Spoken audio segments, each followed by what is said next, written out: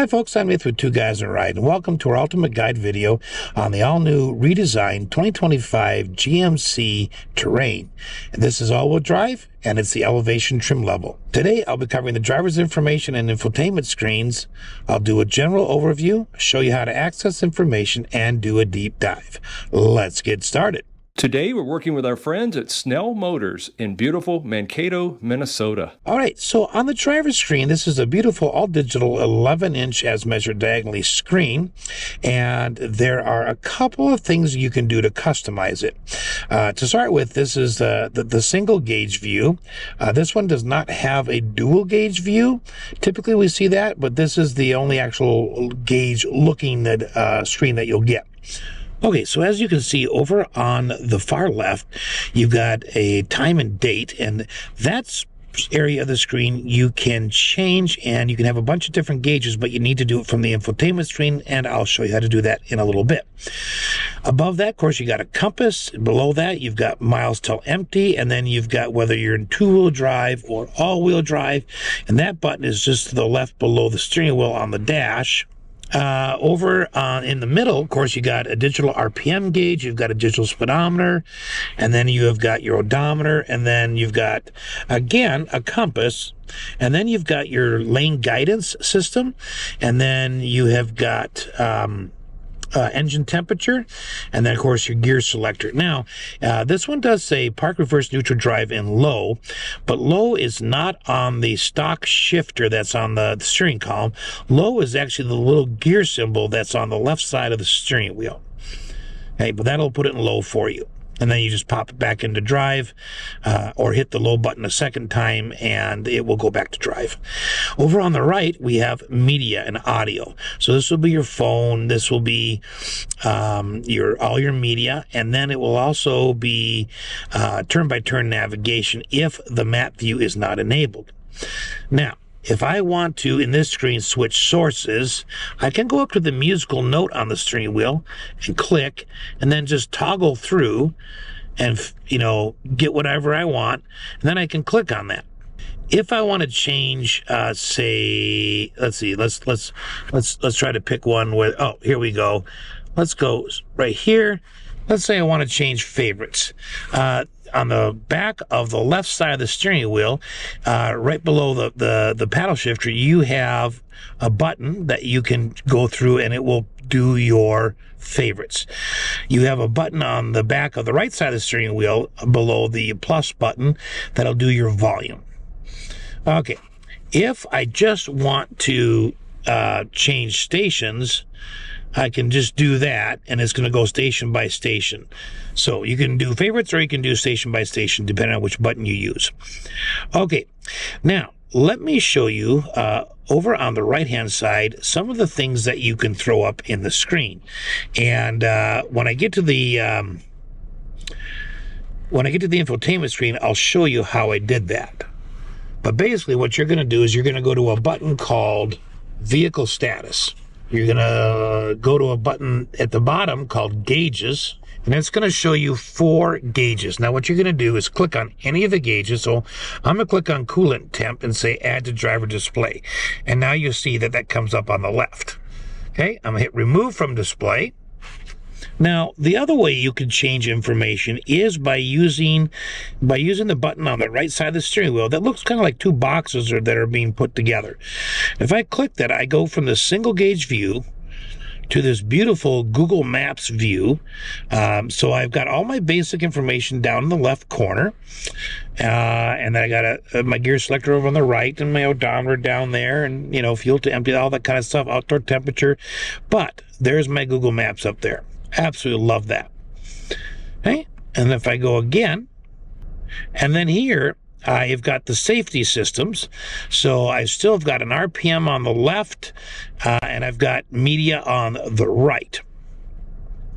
Now, the one thing that I should point out is that if we go back to this screen, and I go back and I change the left side, let's say to add coolant temperature, and I go to these other views, like this one, you can't get the media or that engine temp, okay? And when you change media, it does change it in the infotainment screen. It just doesn't show you on the steering wheel. The only thing you can get is your sources, okay? And then, but when you change channels, you don't see that here.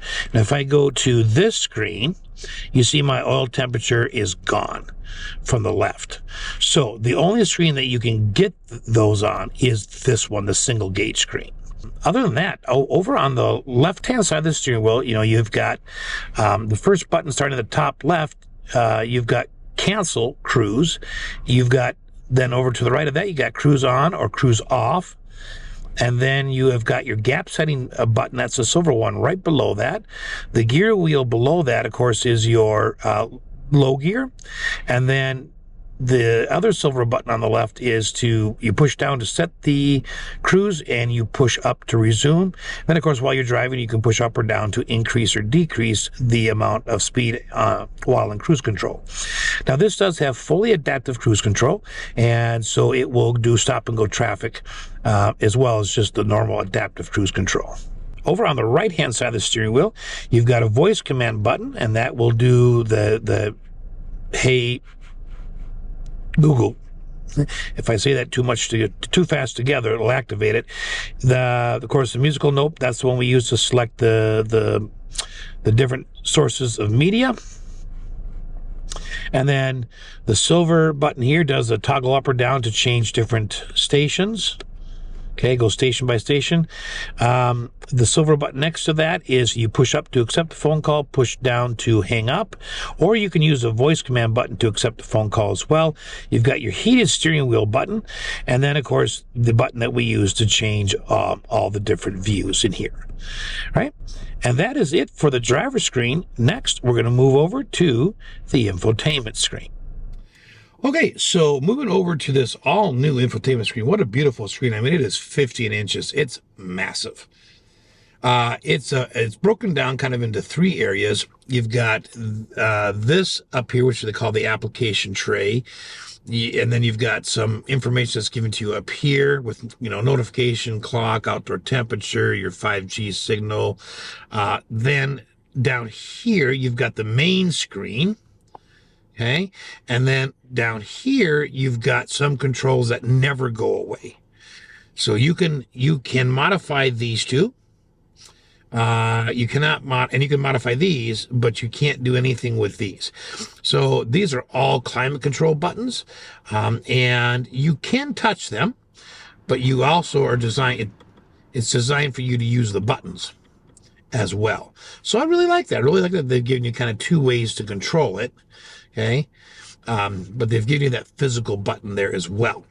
Okay, so that's the sort of the three areas.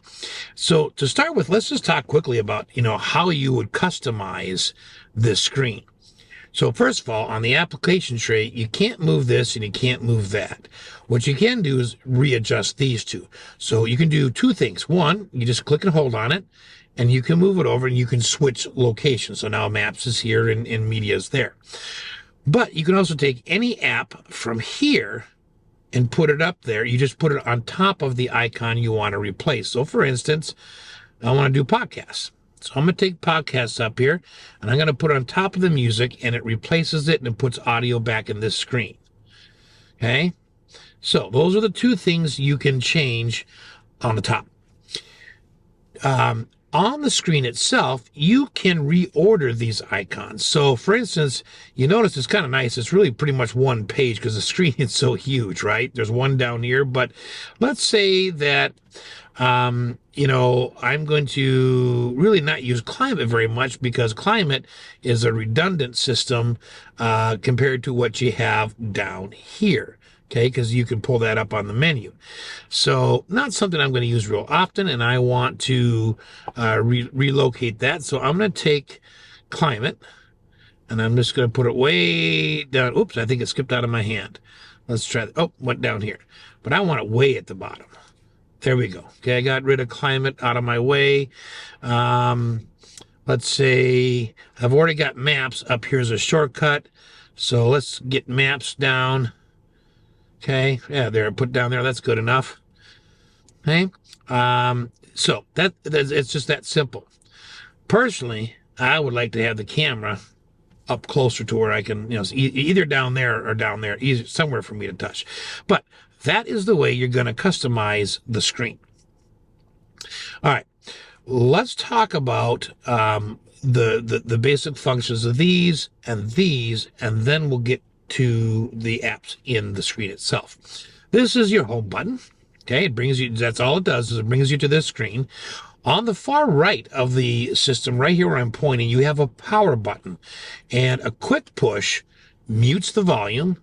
A quick push unmutes the volume. You can see a little digital colors showing up there when it gets muted and when it gets unmuted. It's kind of cool.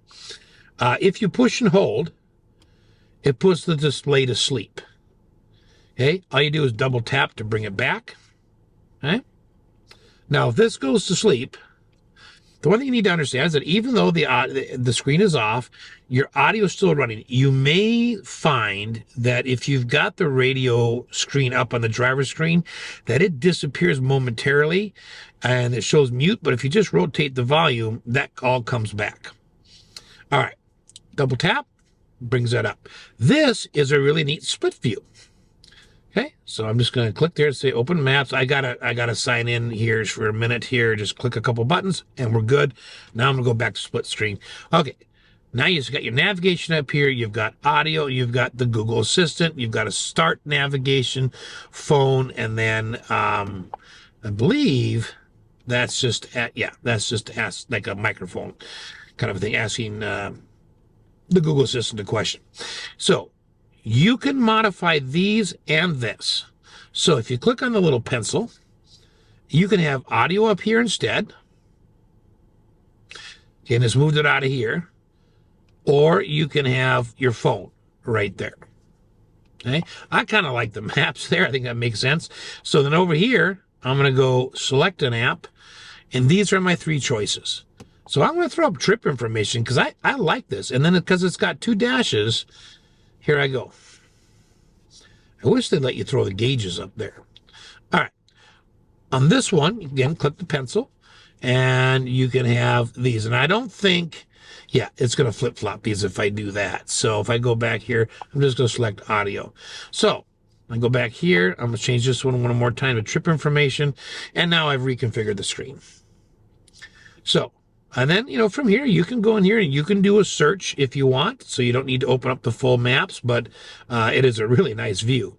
So that's your split screen. This is a shortcut to the full screen navigation. And this is Google Maps. And then this is your full screen media. Okay, down here, there's no traditional headlight controls. So this is it.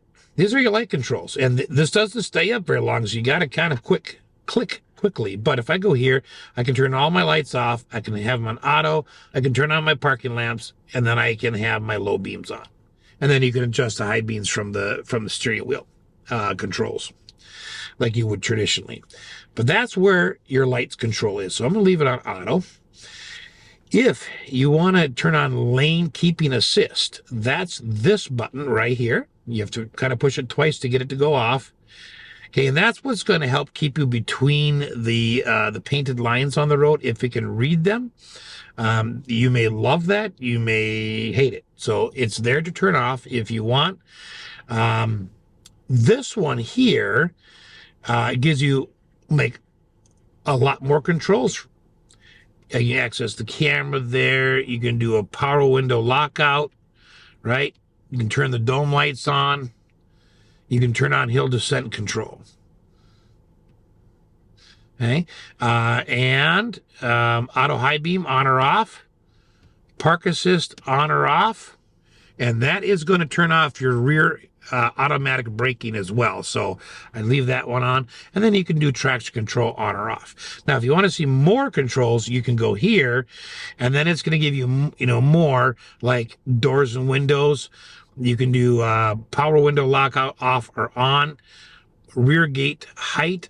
Do you want the power part off completely, and you have to actually physically pull it open and push it closed? You can do a custom height. You can do the max open size.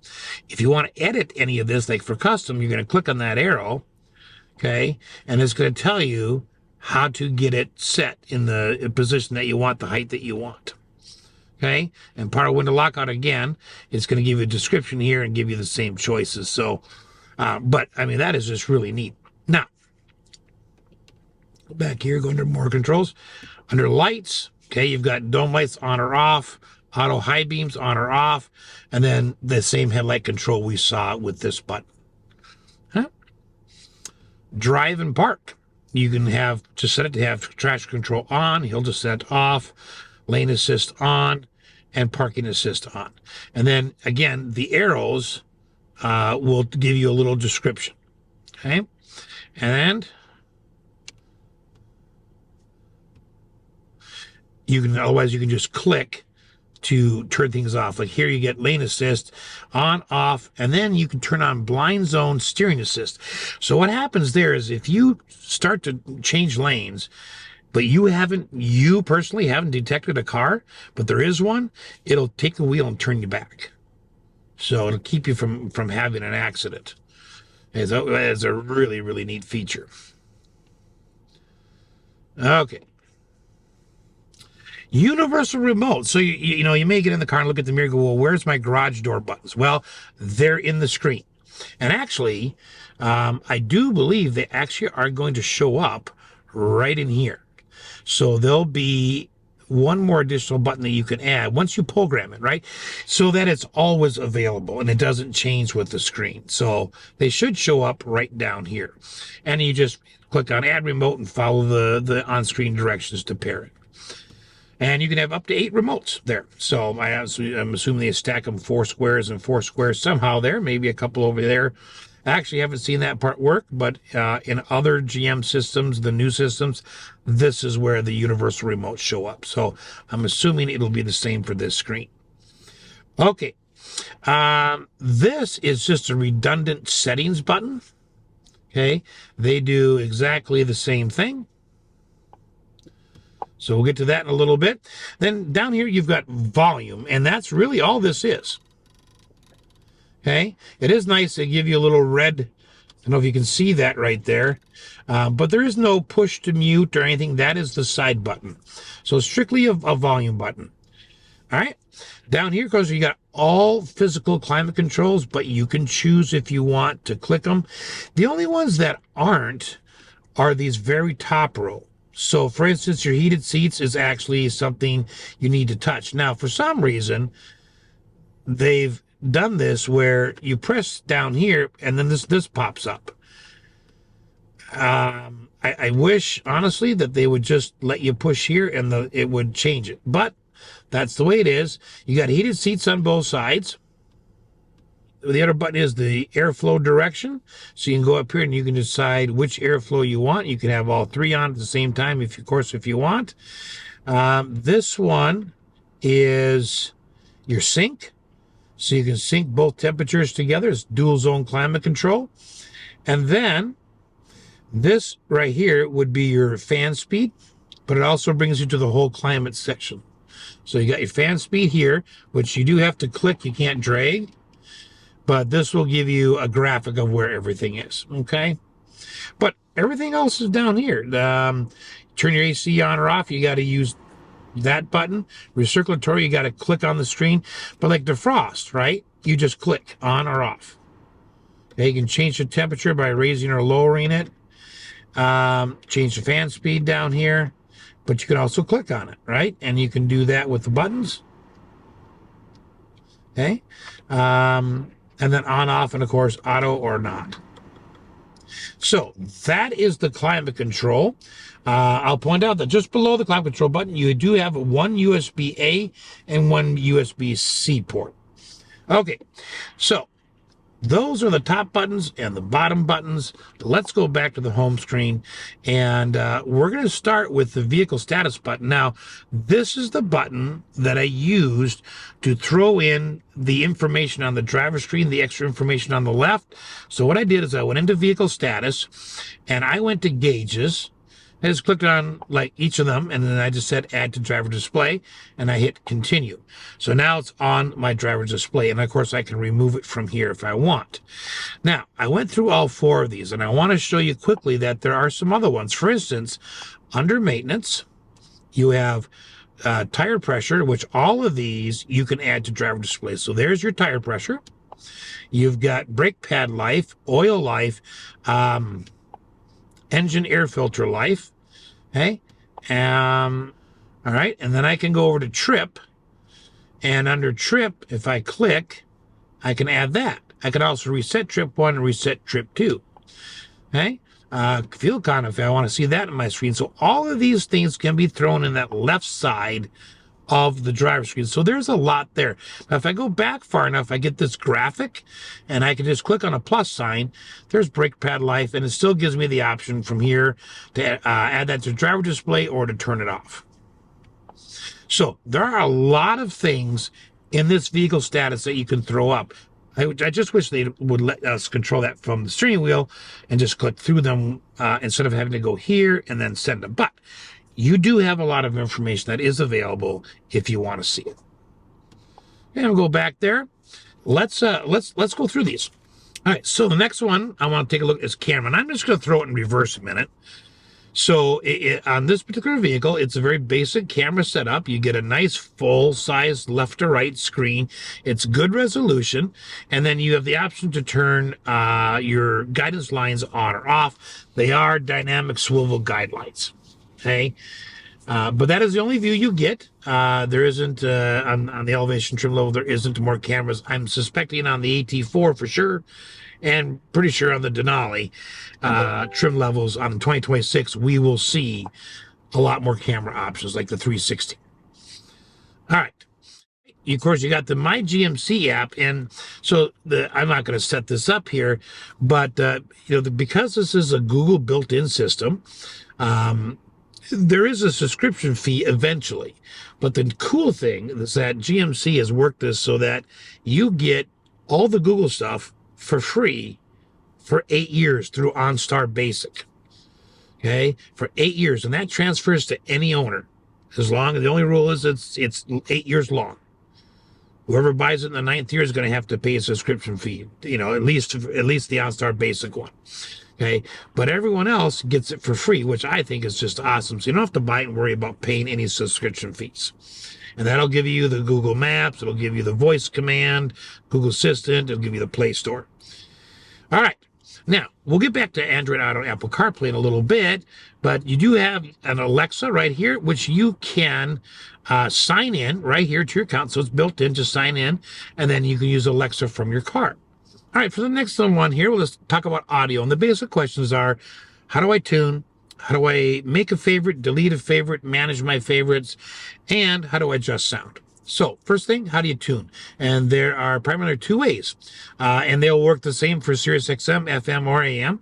You just hit the channel button, and now you can scroll through and pick what you want. So I'm going to go here. Okay, and then I am going to also, if I click this, I can go to a tune button, and I can do something like this and say go, and now here I am. Okay, so how do I make it a favorite? Well, what I do is I press and I hold, and it becomes a favorite. But I can also overwrite a previous one. Okay, so that's how you tune, that's how you make a favorite. Now, how do you delete one or manage it? You go up here to this little icon up here, click, go to Manage Radio Favorites, and there are 2 things you can do.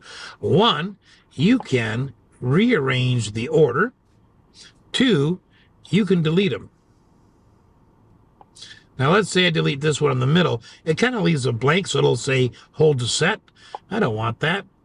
I don't want the first one to say hold to set either, so I'm going to move them both up. And when I go back, I'm going to have 2 favorites right here. So that's how I change the order and manage them. All right. Now, the other question is, how do I adjust sound? Of course, you saw that right here. This has a 6-speaker sound system in it. You've got bass, which you use the arrows, or you can click drag. Okay. You got mid-range, and you got treble that you can adjust. And then here under fade and balance, this one you can just click and put it in the seat or location that you want. Now, the cool thing is both the treble, bass, and mid-range and this both have a button here that if you press, recenters everything to basically 0. Okay? So that is your radio. I'm just going to show you real quickly by clicking on FM that it's going to look very much the same. So if I go here, and now I can type in the number or scroll through. If I know I like something, I can click it as a favorite right there. Okay. And then AM is going to look the same. Okay. Notice my favorites from Sirius XM are still there. They mix them all together, which is nice. And then you got, because it's Google built in, you've got Google News, you got podcasts, you can have Alexa. So I mean, it's just a really, really neat feature. Okay, that's audio. We're going to come back to phone in a little bit. We've talked about controls. Let's go to maps. All right, this is a beautiful display. I absolutely love it. It's very responsive. And I believe I can twist it if I want. Okay. So you can also use this to zoom in, zoom out, or hit that to recenter everything. Okay, this one will determine your orientation on your map. So I'm going to plot a route real quick, and then we'll use that to change how it looks. Hey, Google, take me to the nearest Dairy Queen. All right, Dairy Queen West, treat and cakes. Let's go. All right. I love it that it just goes and programs around. Sometimes you have to press a button, like a start button or a go button, but this one goes right to it. All right, so there's the route. If I click this, okay, I get this perspective. If I hit this, I get north up. If I click it again, I get overview. Click it again, and I'm back to perspective. All right. This button here is going to mute the navigation from talking to you. This one now it'll give me alerts only, like beep at me when I'm supposed to turn, but it won't tell me. If I go this, then it's unmuted completely, and now it's muted. I'm not going to say anything. Hit it one more time, alerts only. Okay? So you can set that to where you want it. And then, of course, this is just your Google Assistant again, the microphones, because you can just say, like I did, you just tell it you just use the hey Google, and then, from there, or you can just say, hey, Google, and it will activate. All right. Gear wheel here is where you want to do some one-time settings. For instance, do you want traffic to show up on your maps at all times or not? If you don't, just simply turn it off. Here you get a kind of redundant for audio. So you can say, I want it muted, I want alerts only, or unmute. You can play a test sound to adjust the volume. To adjust the volume of the voice guidance, use your car's volume controls. To adjust the volume of the voice guidance, use your car's volume controls. There I go. And now it's done. Okay, I'm going to go back to gear wheel. Route options.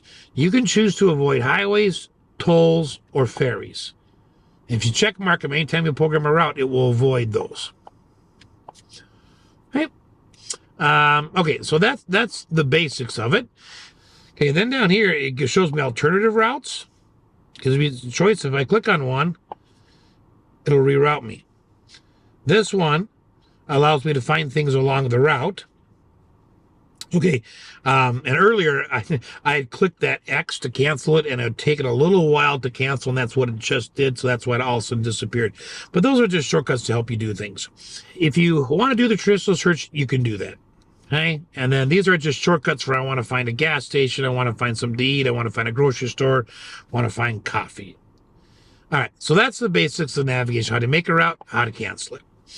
All right, let's go back here to phone, because I am going to hook up an Android phone and show you what it looks like. Okay, so what I'm going to do is go to my phone first and click on settings, and then I'm going to click on connections. All right, and then I'm going to click on Bluetooth. Now, I'm going to go ahead and click manage phones, add a phone, and then on my Bluetooth device list, I'm going to go down. I see GMC 8615, which is that one. So I'm going to click on it. And then you kind of have to watch this screen and your phone screen. So it says, do I want to pair? Gives me this key that matches up with mine. And the reason it does that is there may be someone close to the car that it's connected to. So you just want to make sure it's your phone. All right, at this screen, if I click disable, it's going to go to Bluetooth only. I want to enable Android Auto, of course. Do I want it to allow access to my contacts? I'm going to say yes. I'm assuming you would too. Same for messages. Okay. And I'm going to hit continue there. And now, I am not currently set up or hooked up to a Wi-Fi, so it's going to show blank. But you get the idea. This is where Google Maps will show up. And then this is media.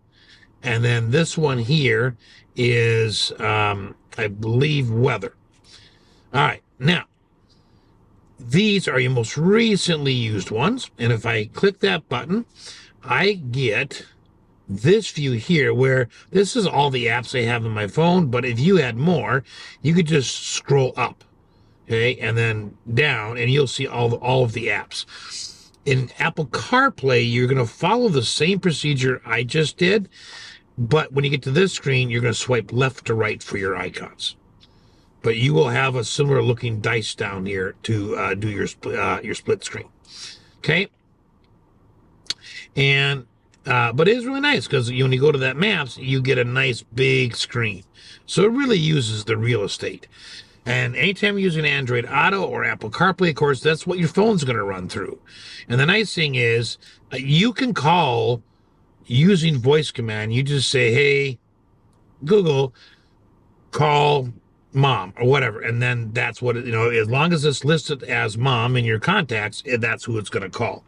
And if it has something that sounds similar to that, then it's going to ask you, give you some choices. And you just pick it'll give you number one is this person, number two is this person, number three. You just say the number of the correct person, and that's what it will dial. Okay, it also tells you your Wi-Fi signal here, which of course you can see is 0, and your battery life. So any audio source, audiobooks, music, Amazon Prime, with audio, you can get, and any app that's on your phone that you're playing music through, you can play through here. And then it comes through the car system. And then you can have navigation up.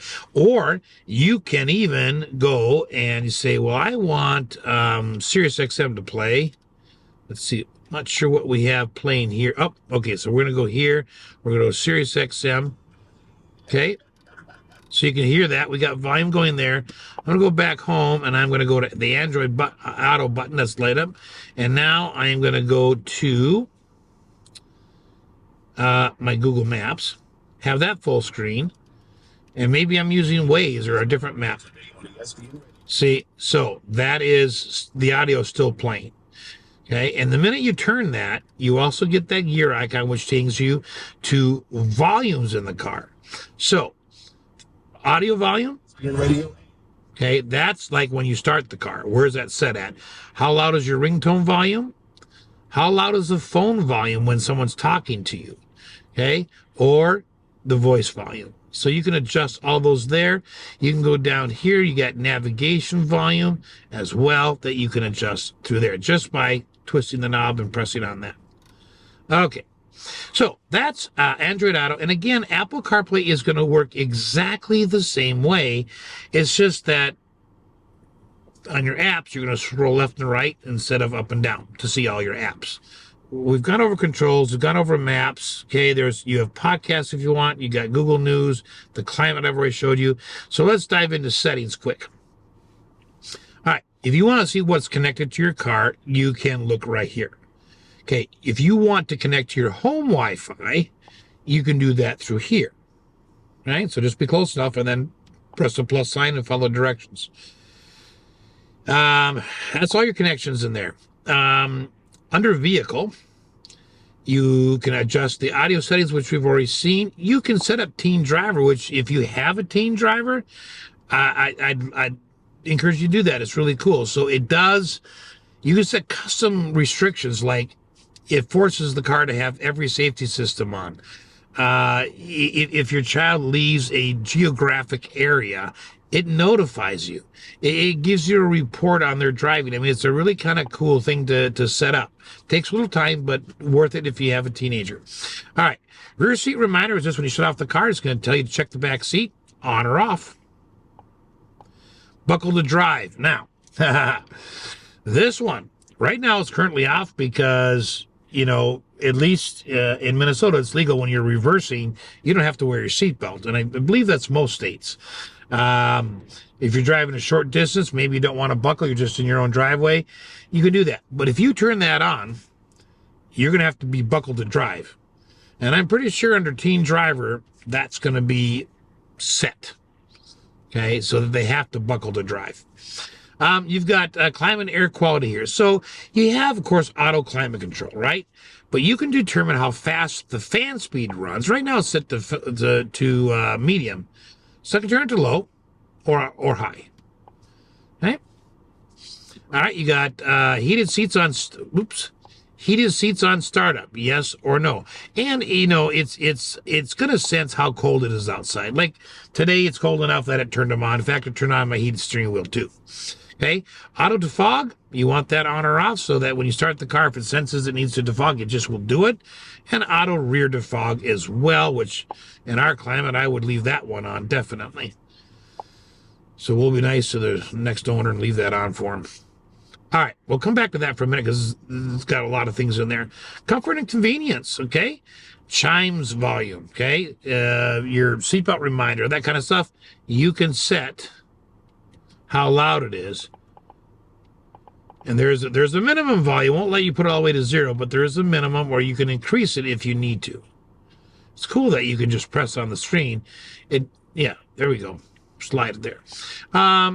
Power rear gate opening. Okay, we already covered that, so I won't do that again.